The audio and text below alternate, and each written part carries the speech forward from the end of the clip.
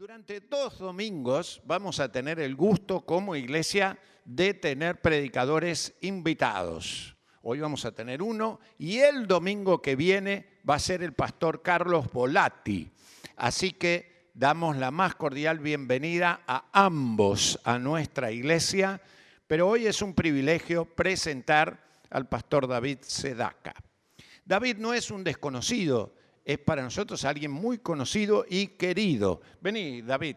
David incluso trabajó en nuestra congregación por espacio de varios años. No voy a decir cuándo porque las fechas van pasando, David, y esto indica que... No, viejos no, pero que nos vamos poniendo un poco más antiguos, por decirlo de alguna manera. Pero David y su señora, que hoy no puede estar con nosotros, pero está en la Argentina en estos días, vive en Estados Unidos hace muchos años. Él tiene un corazón muy particular para trabajar con el pueblo judío y una misión espléndida sirviendo en distintos lugares del mundo. Su familia realmente es muy querida en nuestra casa. Hay varios Sedaka que conocemos y queremos, de manera tal que no es el único Sedaka que hemos aprendido a amar, pero déjenme decirles que David está muy usado en este tiempo en distintas áreas. Acaba de venir de Corrientes, la provincia de Corrientes, para dar allí varias conferencias y está saliendo mañana de vuelta para Estados Unidos. Pero bueno, de alguna manera es lindo tenerle, aunque sea en una predicación en esta semana. Él está dando conferencias en todas partes del mundo y el Señor le está usando también en distintos planos académicos, enseñando en distintas universidades del mundo. Pero sí queremos decirle a David que le damos muchas gracias por haberse tomado este tiempo. Ayer su señora estuvo muy activa y ha sido operada recientemente de la cadera, así que tiene que guardar un poco de tranquilidad, por eso no le vemos, pero te vamos a pedir que le mandes nuestro saludo también. Y te damos la más cordial bienvenida, David. Sos de la casa, de manera que no te presentamos como alguien foráneo, sino como alguien muy cercano. No es la primera vez que él ha predicado, ya el año pasado estuvo haciéndolo y en otros años también, pero ¿qué les parece si le damos un fuerte aplauso de bienvenida a nuestra casa?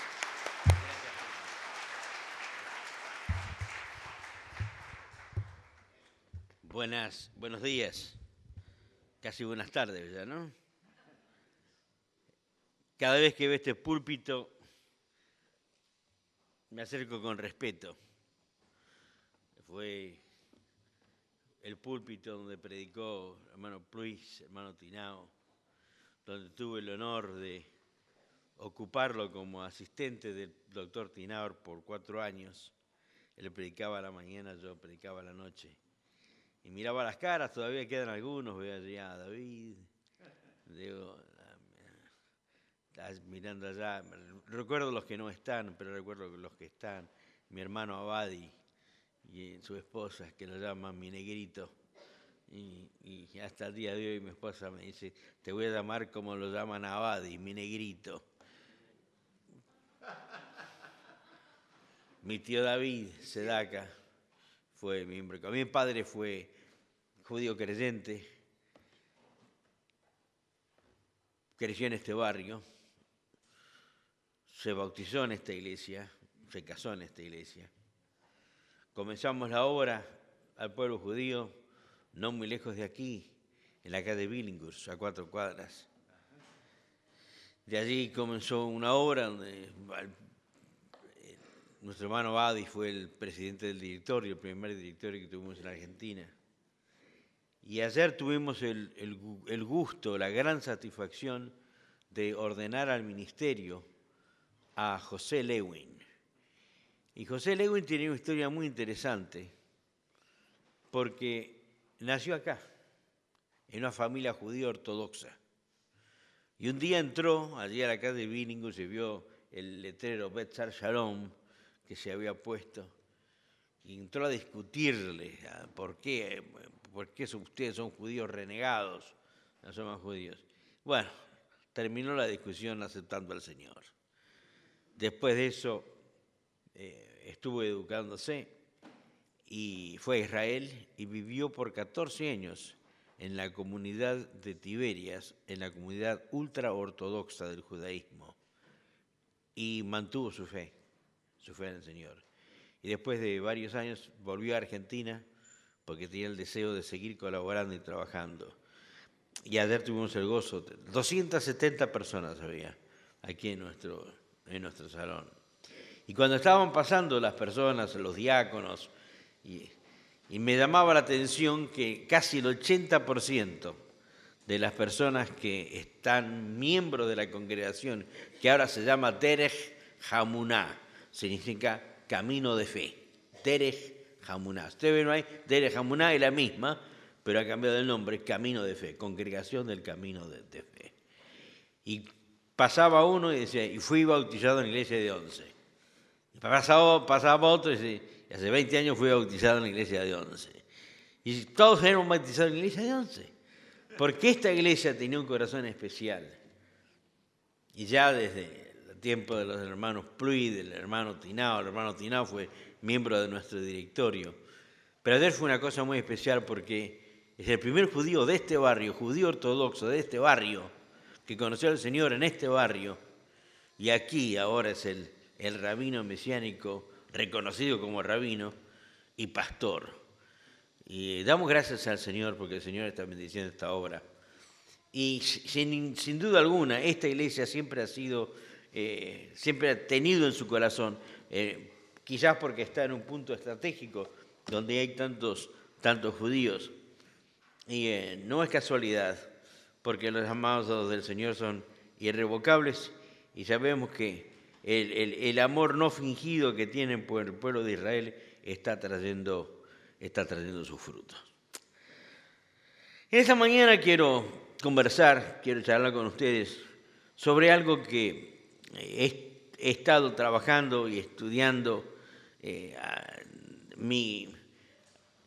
La misión de la cual soy parte, el Ministerio de Pueblo Escogido, JAMI, estamos cumpliendo 125 años. Y ahora en la actualidad tenemos 400 misioneros por todo el mundo. Casi todos son judíos creyentes en el Señor. Y es como vicepresidente ejecutivo, es mi trabajo el visitarlos a todos ellos. Y veo la obra del Señor expandiéndose. Es el fruto de oración. Y aquellas oraciones que ustedes elevan por la salvación del pueblo judío. Acabo de volver del extremo de Siberia, ¿verdad? Allá en Rusia, y veo las congregaciones de judíos creciendo. En Alemania, en Noruega, en América Latina. Y aquí estuve recién en Corrientes teniendo una serie de conferencias. Y había más de 6 pastores que eran judíos creyentes, y cada uno de ellos llevando el Evangelio. En los últimos años tuve el privilegio de ser nombrado profesor de la Universidad Hebrea de Jerusalén, que es la institución judía o la universidad judía más importante del mundo, y considerada entre las 10 universidades más importantes del mundo. Y tengo el privilegio de ser profesor de arqueología. Y arqueología bíblica, arqueología del Nuevo Testamento, y de a poco siempre espero que el nuevo decano me eche, porque soy el único judío mesiánico que hay en toda la institución. Esta institución es secular, y fue fundada por ustedes escucharon el nombre Alberto Einstein. Bueno, Alberto Einstein la fundó en 1926, muchos años antes de que se fundara el Estado de Israel. Y yo tengo el honor de ser profesor allí. Y cada vez que me llama el decano, digo, aquí me van a echar, aquí me van a echar, aquí me van a echar. No, me dice, doctor Sedaka, ¿puede enseñar esto? Sí, cómo no. Y ahora estoy enseñando, se introdujo por primera vez en la historia, en la Universidad Hebrea de Jerusalén, introducimos la arqueología del Nuevo Testamento. Y estoy enseñando ahora un curso, al cual este es un libro que va a salir también, es Entendiendo el Nuevo Literatura como literatura judía. Y lo es, porque los discípulos eran judíos y el Evangelio creció. Y en esta mañana quiero charlar un poquito con ustedes sobre algo que me ha llamado la atención, Nosotros estudiamos casi toda la doctrina cristiana que nosotros enseñamos. Proviene del Nuevo Testamento, por supuesto. Espero que siga siendo así. Que la palabra de Dios es la palabra de Dios. El apóstol Pablo, como un buen rabino, estamos estudiando, y una de las cosas que veo es el trasfondo rabínico del apóstol Pablo. Cuando nosotros estudiamos las cartas del apóstol Pablo, es interesante que él no se sentía un teólogo. Ni las cartas de Pablo son libros de teología. Pero cuando estudiamos teología, tenemos que estudiar la carta a los romanos, sin duda. Pero el apóstol Pablo estaba escribiendo cada una de las cartas que escribe, Gálatas, Efesios, Corintios. Él está respondiendo a inquietudes o problemas que surgen en las distintas iglesias. Es interesante que Pablo fue llamado a los gentiles. Parece que hubo un error acá, como si Dios se hubiera equivocado. Porque una vez, usted ve que la iglesia primitiva, la iglesia de Jerusalén, está formada por judíos. Y en el judaísmo se había enseñado que había que haber un cerco espiritual de pureza. Por lo tanto, dentro del judaísmo no se entraba en comunión con las personas no judías. Y Pedro un día está tomando una siestita después de haber comido en la ciudad de Jopa y siente una visión. Y esto está en la Biblia, no crean que estoy inventándolo.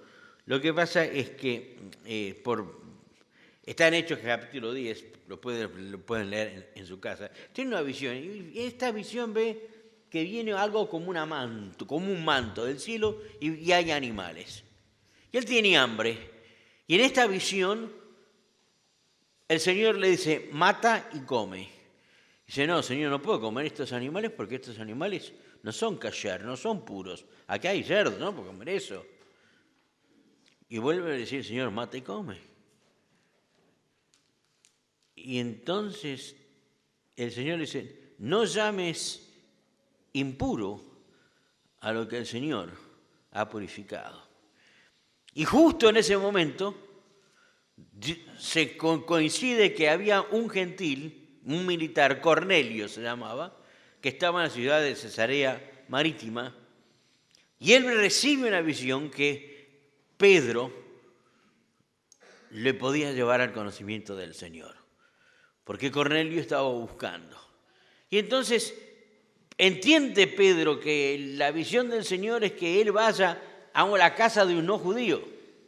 Y Pedro, que era el líder de la iglesia, en cierto sentido, va y lleva el evangelio por primera vez a un no judío. Claro, cuando la iglesia en Jerusalén entiende esto, un poco se escandalizan. ¿Cómo es que has llevado el evangelio a un no judío? Y él les cuenta cómo el Espíritu Santo le reveló esto. Y entonces dice que la iglesia comenzó a alabar al Señor, porque se dieron cuenta que el evangelio no era solamente para los judíos, sino que era para todo el mundo. Y para que se haga para todo el mundo, el Señor llamó a un rabino por excelencia, que se llamaba Saulo. Y Saulo, en su celo, creyendo que los judíos que querían el Mesías habían abandonado su judaísmo y debían ser castigados, en su celo se estaba persiguiendo. Y camino a Damasco se encuentra con el Señor. Y el Señor le dice, ¿por qué me persigues?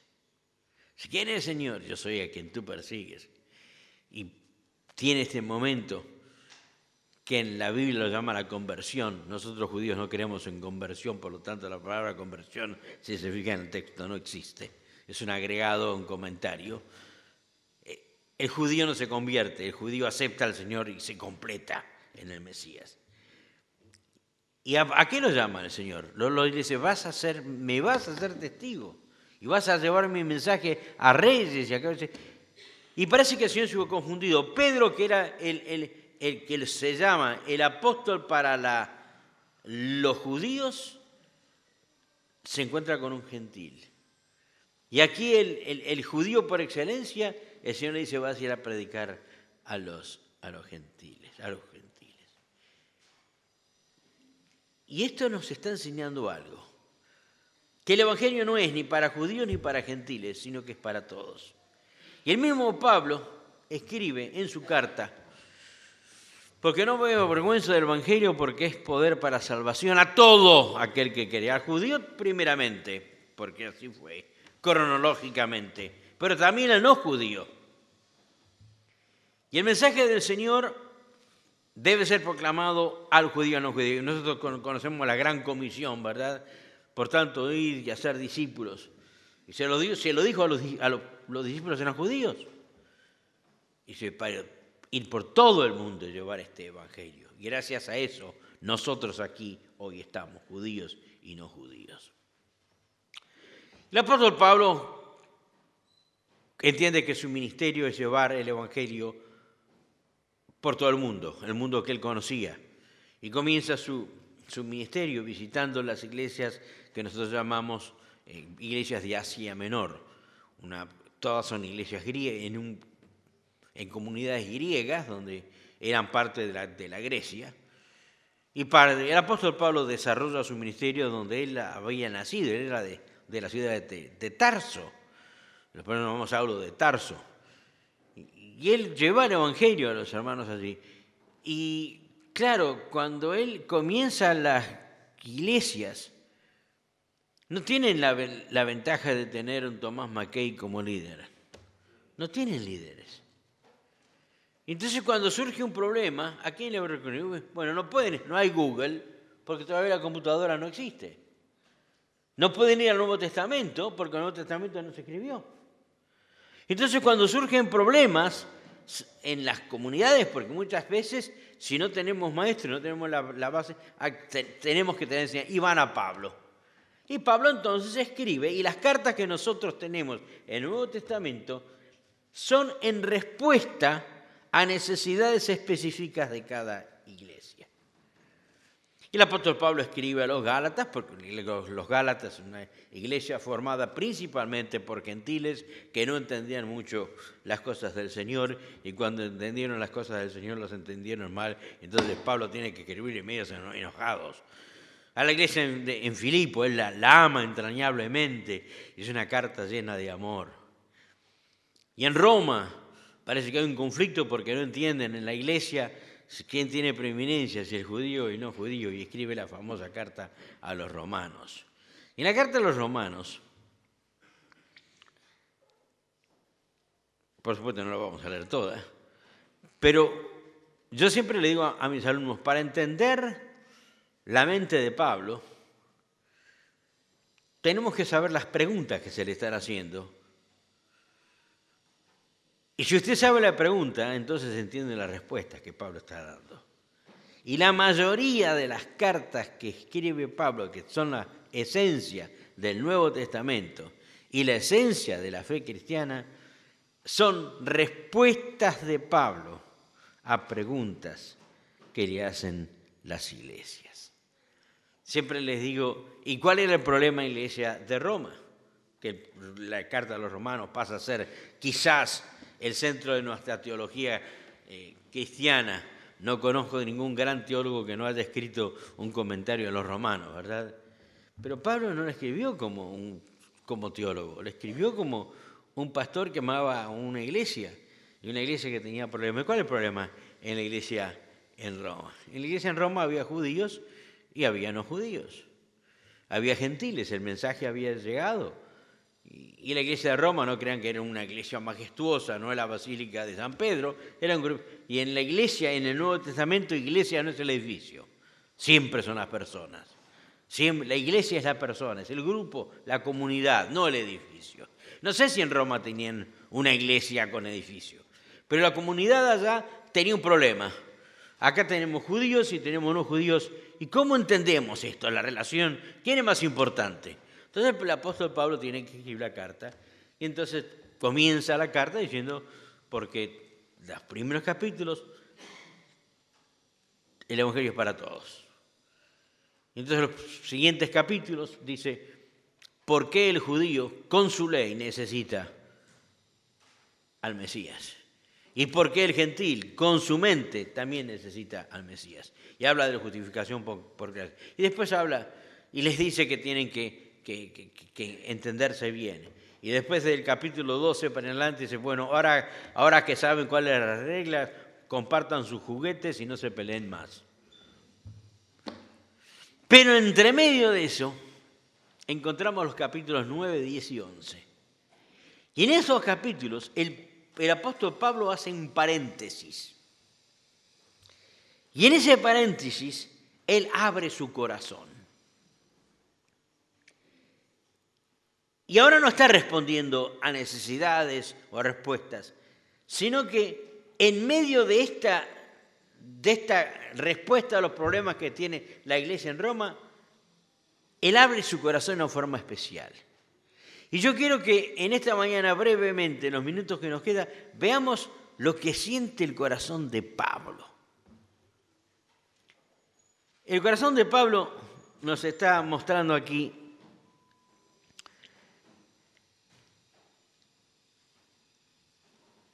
si nos vamos a la carta a los romanos, vamos simplemente a ver algunos versículos.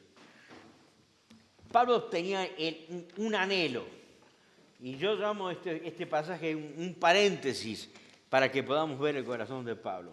Si ustedes tienen sus Biblias, vamos a buscar solamente algunos versículos. Pero en el capítulo 9, versículos 1 al 4, Pablo dice lo mismo. Verdad digo en Cristo, no miento, y mi conciencia da testimonio en el Espíritu Santo. Lo que está introduciendo acá dice, en el judaísmo, para que algo sea válido, tiene que haber por lo menos 2 testigos. Y él dice lo siguiente, no miento, mi conciencia da testimonio y también el Espíritu Santo. Y con testigos semejantes, lo que va a decir es cierto. Y él abre su corazón. ¿Y qué es lo que dice? Que tengo gran tristeza y continuo dolor en mi corazón, porque desearía yo mismo ser anatema, separado de Cristo, por amor a mis hermanos, los que son mis parientes según la carne. El anhelo que sale del corazón de Pablo, lo primero que vemos, que tenía un corazón dolorido. Un corazón dolorido. Un corazón dolorido porque sus hermanos no conocían al Señor. Dolorido porque su familia no conocía al Señor. ¿Sentimos dolor por aquel ser querido que no conoce al Señor? Simplemente le decimos, me gustaría que conocieras al Señor. Pablo dice, no, es mucho más que esto. Yo siento tal dolor en mi corazón que si fuera posible, que no es posible, yo le doy mi lugar en la salvación y prefiero ser condenado si de alguna forma puedo salvar a aquellos que son mis seres queridos. Hermanos, cuando hablamos de predicar el Evangelio, compartir el mensaje, ir a la comunidad, ¿qué tipo de dolor sentimos? ¿Sentimos simplemente un llamado o porque nos llamó el Señor? El apóstol Pablo nos está abriendo su corazón y el gran teólogo, el gran pastor, dice, ojalá pudiese llevar a mis seres queridos al conocimiento del Señor. ¿Siente dolor usted por aquel hijo que no conoce al Señor? ¿Siente dolor en su corazón por aquel esposo o esposa que está apartado del Señor? ¿Siente dolor en su corazón por aquel ser querido que no conoce al Señor? Lo que Pablo está diciendo es, tengo angustia. ¿Qué palabras usa acá? Tristeza, primero. Estoy triste porque no, pero más que tristeza, dice, y continuo dolor en mi corazón. Esta es una iglesia que evangeliza. Y yo conozco la historia de esta iglesia. Y este púlpito y esta iglesia fue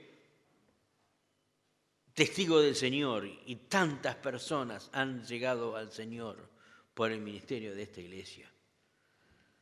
Porque líderes de esta iglesia y miembros de esta iglesia sintieron dolor por las almas perdidas. Y cuando vayamos se nos impida que ayudemos en la obra, lo hagamos no solamente qué lindo que es, sino que sentamos angustia por aquellas personas que no conocen al Señor. Especialmente, Pablo dice, mi familia, mi propia sangre, mi pueblo judío. ¿Y cuántos de nosotros sentimos ese dolor por aquel ser querido que no conoce al Señor? Hermanos, mirando las caras aquí me doy cuenta que la membresía de esta iglesia ha cambiado.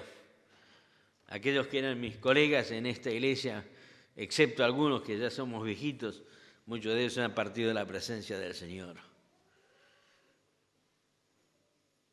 Ahora nos toca a nosotros sentir dolor por esos seres queridos. Y que siga siendo esta iglesia una iglesia no solamente que ama a aquel que no conoce al Señor, sino que va más allá, que sienta angustia por aquel que no conoce al Señor. Pero Pablo no se queda ahí. El Romanos capítulo 10, en el mismo pasaje, por eso lo llamamos capítulo 9, 10 y 11, es un paréntesis donde Pablo habla de su corazón. La primera cosa que encontramos en el corazón de Pablo es angustia y dolor por los seres queridos que no conocían al Señor. El capítulo 10, versículo 1 al 4 dice, hermanos, ciertamente el anhelo de mi corazón y mi oración al Dios de Israel es para salvación. Mi anhelo, el anhelo de mi corazón y mi oración es para salvación. Me alegra y me gozo cuando me doy cuenta que esta iglesia que estoy llegando a conocer, la nueva generación de la iglesia 11, es una iglesia que ora. Una iglesia que ora es una iglesia que vive, porque oración es comunicación con el Señor y si no podemos seguir adelante si el Señor no está con nosotros. Y, me ha alegrado mucho y hermanos, se lo digo de todo corazón, me dio mucho gozo al ver cuánto se ora en esta iglesia. Porque sin oración no podemos hacer nada. El anhelo, Pablo no decía simplemente, uy, qué lindo si mis parientes conocieran al Señor. ¿Qué hace? Ora. ¿Ora por qué?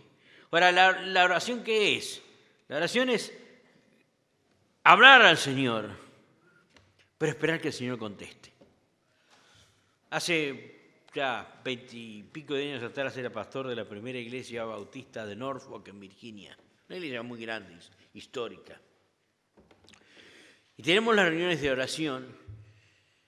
Y yo me he dado cuenta que nuestras oraciones era una lista de compras. Íbamos al Señor con esta lista de compras. Y entonces, y creo que inspirado por el Señor, introdujo un cambio. Dice, en la próxima reunión de oración no vamos a pedirle nada al Señor. Simplemente vamos a alabarlo. Y después vamos a estar en silencio delante del Señor. Entonces yo le decía, cada uno que ore por las necesidades que tenga, alabe al Señor y cállese. ¿Cómo es esto? Ustedes, todos tenemos ahora teléfono, ¿verdad? Y el teléfono nos da la posibilidad de estar en comunicación. ¿Qué pasa si yo estoy en comunicación con una persona y simplemente hablo y cuando termina de hablar corto y no permito que la otra persona me conteste? Y esta es una historia cierta. Cuando recién salían los teléfonos celulares, que venían una tipo varijita, ¿verdad? Mi hija Vicky, que ustedes, no sé si algunos la conocieron o no, mi hija Vicky era una secretaria de nuestra organización, cuyo ministerio era ir a visitar iglesias. Y estaba embarazada, iba a tener mi primer nieto.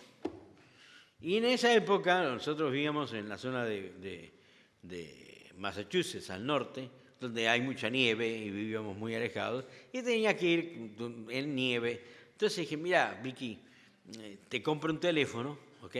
Y entonces así estamos en contacto. Donde vos estés, yo quiero saber que estés bien, que llegaste bien, bla, bla, bla, bla. Y le compro el teléfono, y siempre que la llamo, no contesta. Y no contesta. Y no contesta. Y un día le digo, Vicky, ¿cómo es esto que te llamo por teléfono y nunca contestás? Entonces, ahora, es inteligente, es profesora universitaria, pero escuchen la respuesta. Papá, yo lo tengo apagado. Si supiera que me ibas a llamar, lo prendía.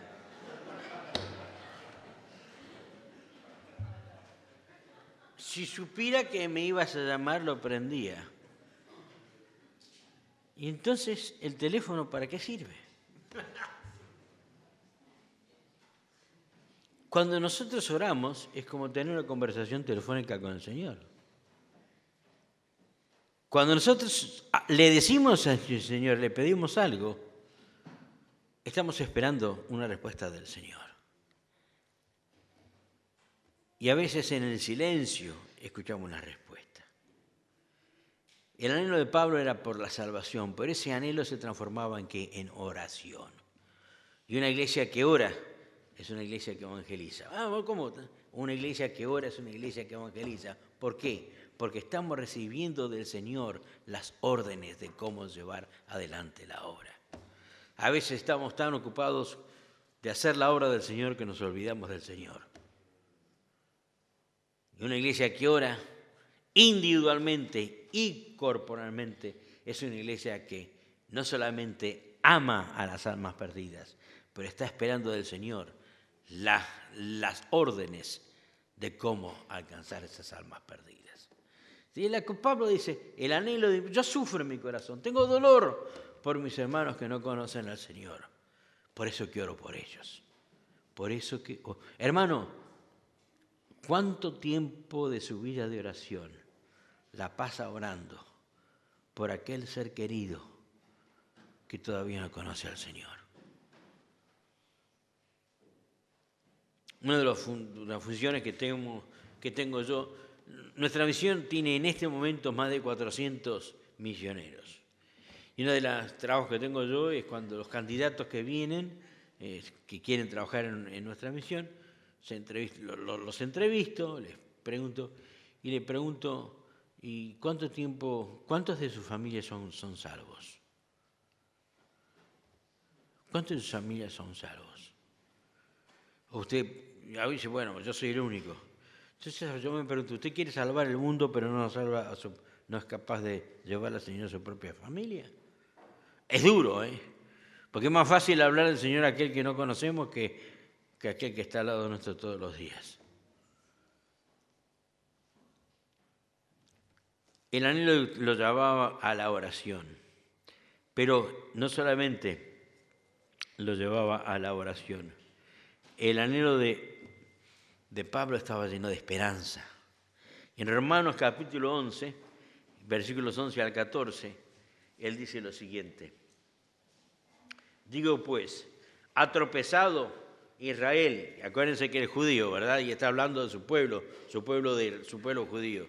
Y dice, digo pues, ha tropezado los de Israel para que cayesen en ninguna manera, pero por su transgresión vino la salvación de los gentiles para provocarlos a celos.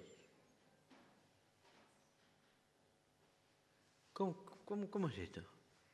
La salvación vino a los gentiles para provocarlos a celos. ¿Provocar a celo? ¿Qué significa esto?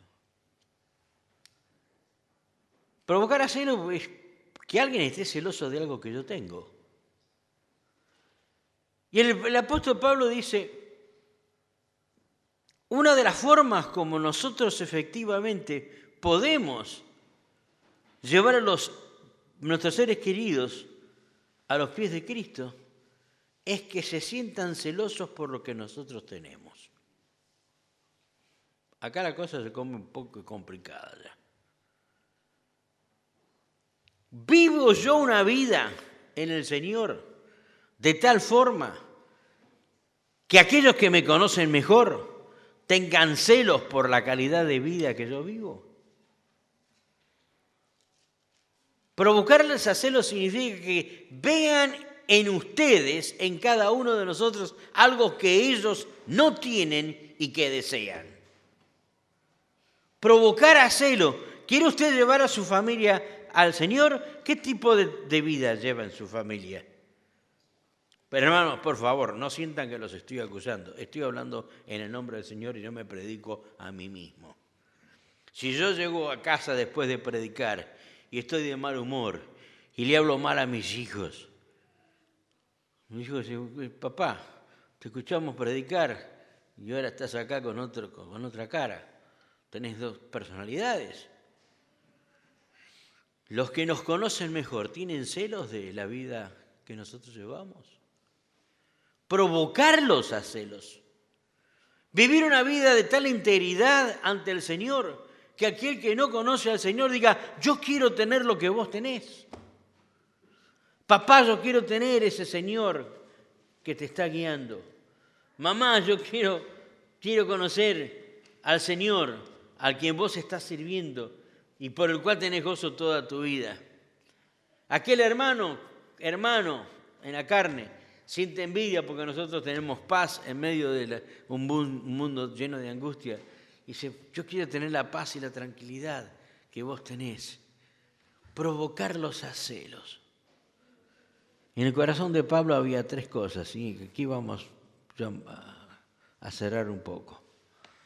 En primer lugar, en el corazón de Pablo había angustia por los seres queridos que no conocían al Señor. Dolor en su corazón.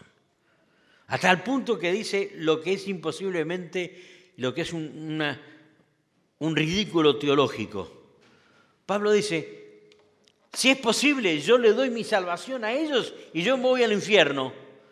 Sí, por eso, si pueden ocupar mi lugar. Teológicamente y doctrinalmente y verdaderamente eso no se puede. Pero Pablo dice, si pudiera, lo haría. Porque tenía tanto dolor y angustia por los seres queridos que no conocían al Señor. Pero esa angustia se transformaba en oración. En oración de tal forma que él esperaba que el Señor le dijera la forma como podía llevar a los otros a los pies del Señor. Nosotros muchas veces vamos con nuestras... y a veces me siento culpable porque armamos comisiones, ¿verdad? Comisión para esto, comisión para la otra. Y a veces tenemos que esperar más en el Señor y no tanto en las comisiones que formamos. Y yo me siento culpable de eso, soy el principal culpable. A veces armamos comisiones para tal y para tal cosa cuando primero teníamos que haber buscado la voluntad del Señor. Oremos, hermanos, oremos por aquellos a quienes amamos. Pero hay esperanza, porque si ellos ven en nosotros algo que ellos no tienen, ellos van a querer tenerlo. Y el apóstol Pablo dice, vivan vidas de tal forma que los provoquen a celos. Provocar a celos, no solamente que tengan celos, sino que provocarlos a que tengan celos. Vivir una vida de tal forma, yo no sé qué puedo hacer, pero el apóstol Pablo dice, la mejor forma es que tu vida hable del Señor. No tus palabras. No me acuerdo quién fue el quien dijo, predica en todo momento y si es necesario usa palabras. Que tu vida muestre lo que el Señor es. Que tu acción, que tu testimonio, tu actuar, tu hablar sea tan dulce, que tu amor sea tan sincero, que tu paz sea tan real, que tu alabanza sea tan pura, que provoque a los otros el deseo de ser como tú. Es bravo eso, ¿eh? ¿Podemos ser ejemplo? Dios quiera que cada uno de nosotros vivamos una vida de tal forma y que el Señor nos guíe a vivir y nos dé el poder de vivir de tal forma que podamos llevar a otros a los pies de Cristo por la vida que estamos viviendo. En el nombre del Señor les pido, hermanos, seamos una luz para aquellos que andan en oscuridad. Extendamos la mano a aquel que está caído. Que nuestros labios hablen de amor, alabanza y esperanza a aquel que no conoce al Señor. Hermanos, doy gracias por la vida de esta iglesia. Porque a través de la vida de hermanos de esta iglesia, cuando hablo de esta iglesia no estoy hablando de Ecuador 370, estoy hablando de las personas. Gracias porque hubo un Pluí, gracias porque hubo un Tinao, gracias porque hubo personas aquí que vivieron de tal forma que provocaron a celos. Y mi padre fue uno de los primeros salvados por esta iglesia. Da fruto, ¿eh? Da fruto. Da fruto. Parece que no, es duro. Y Pablo decía, es duro. Bueno, hermanos, es posible. Y el apóstol Pablo termina con un versículo que para mí, siendo judío, es el más hermoso que soy. Y un día todo Israel será salvo. Y un día todo 11 será salvo. ¿Es posible eso? Para Dios nada es imposible. ¿Es posible llevar a un barrio los pies del Señor? Sí, es posible. Si nosotros estamos en oración y sentimos tal pasión por las almas perdidas, el Señor va a hacer lo posible. Amén. Que el Señor nos bendiga. Gracias a ti. Les invito a ponerse de pie para orar, respondiendo al desafío particularmente de un pueblo, como decía David, pero podemos orar también por aquellos que sin tener una herencia judía, sin embargo, necesitan también de Dios, de Jesús, de la salvación. ¿Qué les parece si lo hacemos con fe, con confianza, con sabiduría también? Y aún orar por aquellos creyentes que quizás estando en el camino, sin embargo, no están abiertos con la plenitud que pudieran para disfrutar aún más el poder transformador del Evangelio. Oramos. Gracias, Padre, por el desafío de esta mañana. Queremos que nuestro corazón esté lleno de ese anhelo a un Señor, por esa pasión por aquellos que, no teniendo el camino claro, no teniendo la certeza de la salvación de Jesús, están sufriendo, Señor. Incluso, Padre, abrir aún más nuestro propio corazón para que la plenitud del poder del Evangelio nos muestre con todo lo que Él puede darnos, para que otros vean esa luz, esa alegría, ese poder aún en nosotros. Bendice al hermano Sedaka, a su familia y al ministerio que ellos llevan adelante, para que puedan sentir que tú les estás conduciendo en plenitud. En el nombre de Jesús. Amén y amén, Señor. Amén. Cerramos adorando al Señor.